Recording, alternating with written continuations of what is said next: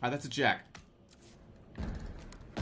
The panic attack has been getting hit with a pretty bad rap lately. This rather bizarre looking shotgun has gone through multiple reworks, each completely changing how the player is supposed to use it, either defensively, offensively, in a surprise attack, or... Everybody in the old wild west is gonna be engineers. We're the only person. We're the only person.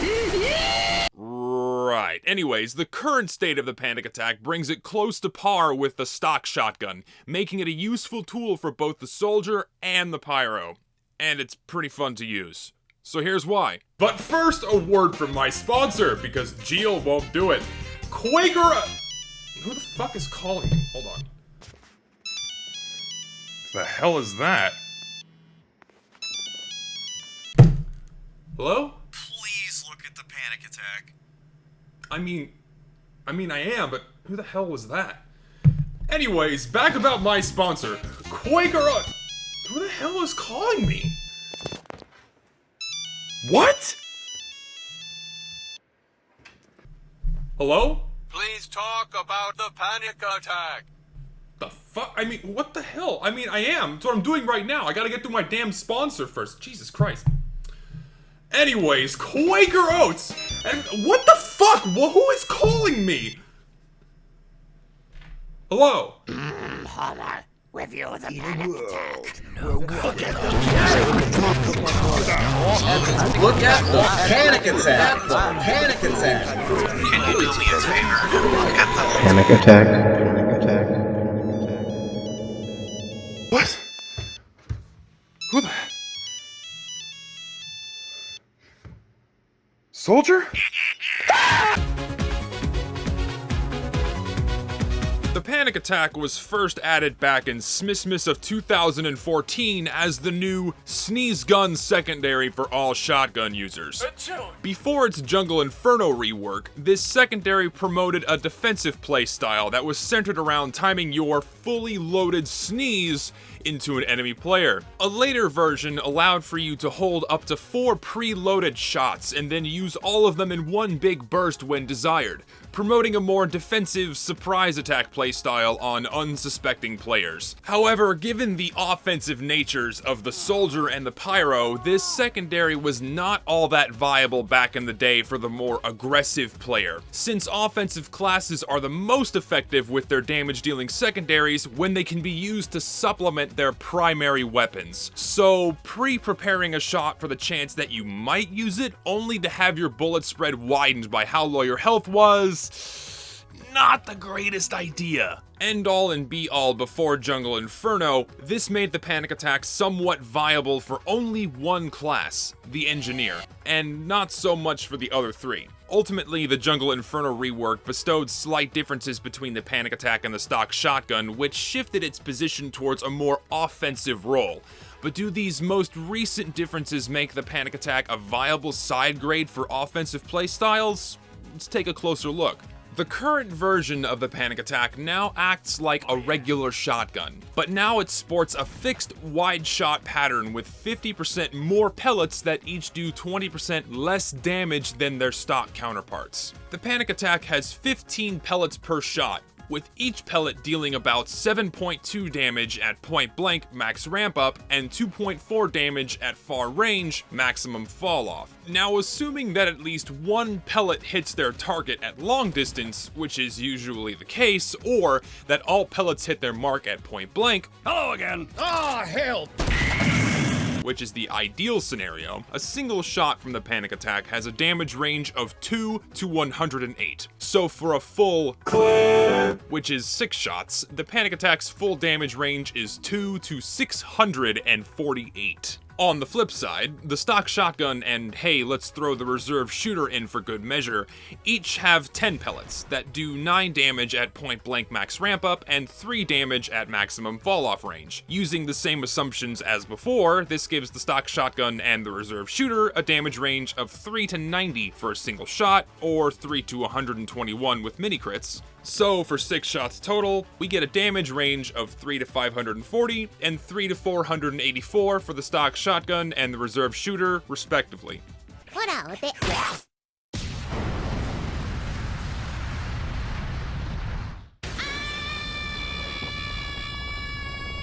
Great, so now that we have all of the numbers, how does the Panic Attack stand up in terms of its raw damage output? The minimum damage output from the Panic Attack is only 1 point lower than the reserve shooter or the stock shotgun, which is insignificant to the fullest definition of the word. However, the potential maximum damage output from the Panic Attack is 108 points higher than the stock shotgun and 164 points higher than the reserve shooter. That's like having more than one extra shot with either of the two. And on top of that, for a non-mini crit boosted single shot, the maximum damage output from the Panic Attack is 18 points higher than the stock shotgun. So in terms of raw damage output, the Panic Attack looks like an ideal alternative to stock. Also, not to mention, the Panic Attack has a 50% faster switch to speed, which is greater than the reserve shooter's 20% faster switch to. So in terms of getting your first shot off quicker, which is a bonus for the reserve shooter already, the Panic Attack can potentially do it faster. So that's a primo for anyone that's opting to use this gun.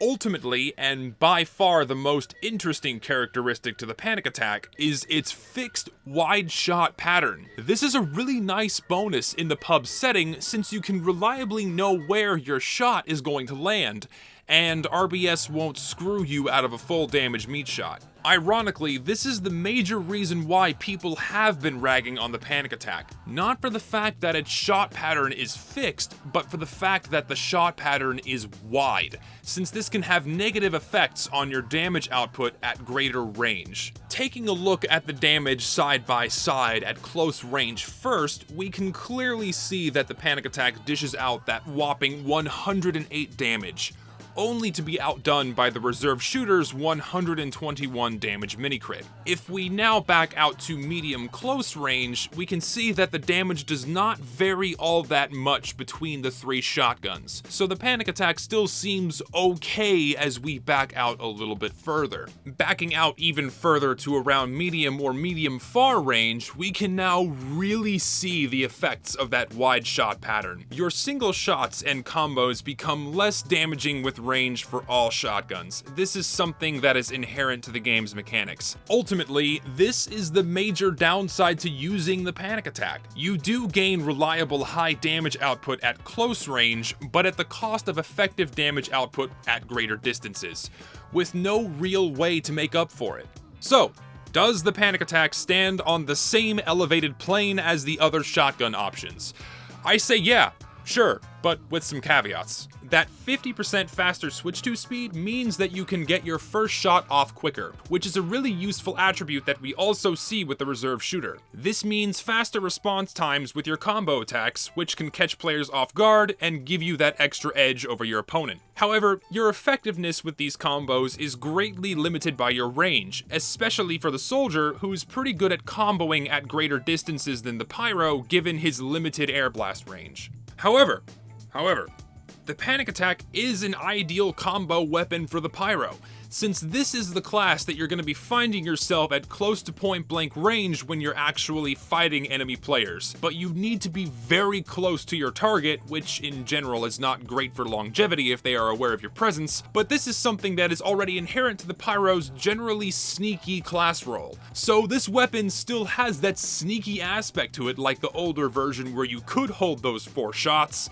and it's useful for the pyro, but only useful for the flanking, undetected, or really ballsy soldier. But I've also found it useful on the soldier when you're fighting annoying light classes, since you have more pellets, a wider shot, meaning a greater chance of hitting your target and finishing them off when their health is low. The fixed pattern is probably the best thing about this weapon, since you know you're not going to get completely fucked out of a meat shot by RBS, and you know where your shot is going to land. So, the Panic Attack is alright. It's useful on the pyro since he is the most effective at close range. Unfortunately, Heavy just gets the shit end of the stick with this damn thing. It kinda feels like you're throwing a handful of sand at enemy players that are far away. It's annoying, it doesn't do all that much, and quite honestly, you're better off throwing the actual gun. What the fuck, Richard?